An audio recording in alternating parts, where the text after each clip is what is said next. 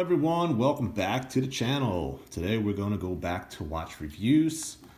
Sometimes we take a little bit of a break, but this channel is definitely more than just watch reviews. So what we're going to do here is look at the Citizen. This is not an eco drive, this is battery driven. I don't know what you would call this one, so I simply just put in the title GN-4-S. I don't know exactly what this is. I mean, I've even looked it up with this. It looks like a serial number and nothing really popped up for me. So I'm sure there's someone out here that has this watch that wants to know a little bit about it. So here we are. So this is actually a screw down crown. So we actually take it out, and your first position will be your date function, and you wind it downward just like so. So the watch has a red arrow right here, and that will point to the date. Here saying it's 8, and then we can keep going 9, 10, and so on. The next click out will be your time. And then we can take a look at what it looks like when it clicks over. So it does it nice and slowly until it reaches the almost right at 12 o'clock. So that's pretty cool. Some watches there, I mean, all watches are different. Some of them will actually change before it reaches, some change after it reaches. So, you know, they're all different. So this one changes almost right on the dime. So that's pretty good. And then we can just twist it right back into play.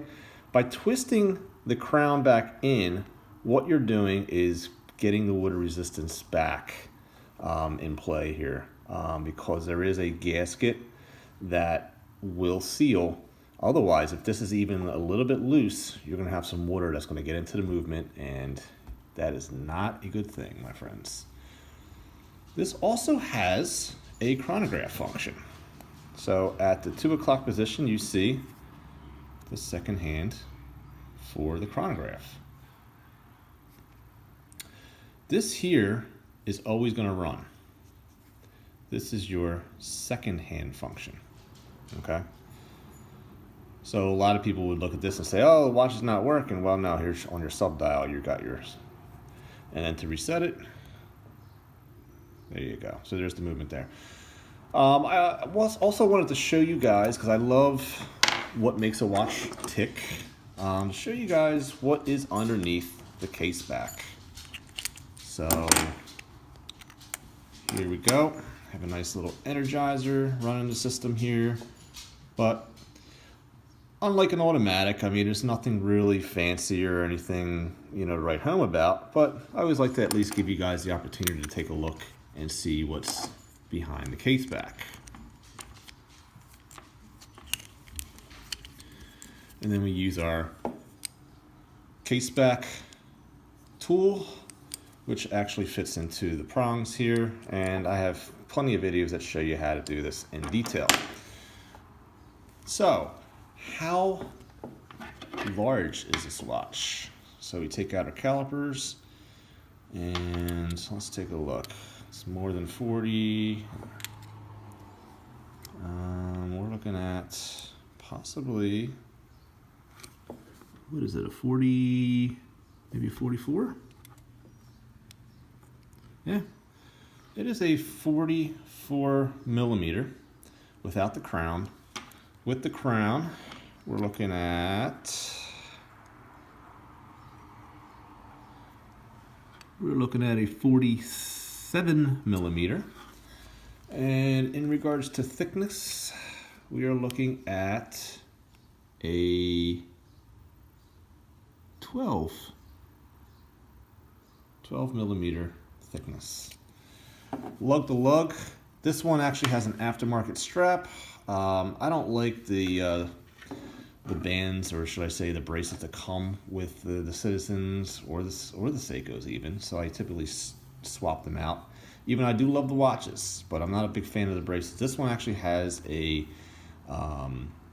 easy glide system, which makes taking the strap off extremely easy. And when we measure in between the lugs, we are looking at a 20.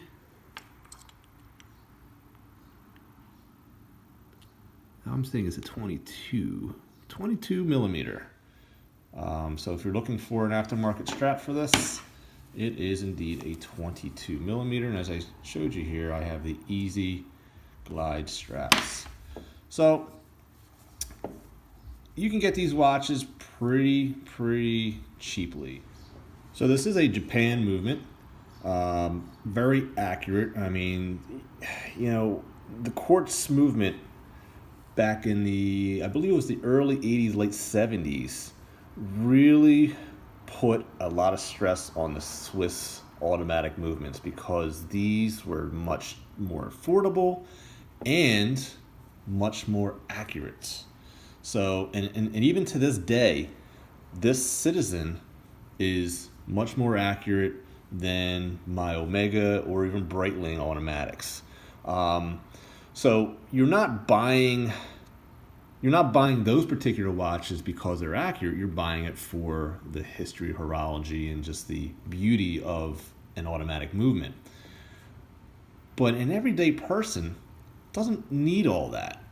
And so you're getting affordability and accuracy all in one package. So that's why I say, I mean, these watches are great. Citizen's a great name, great brand.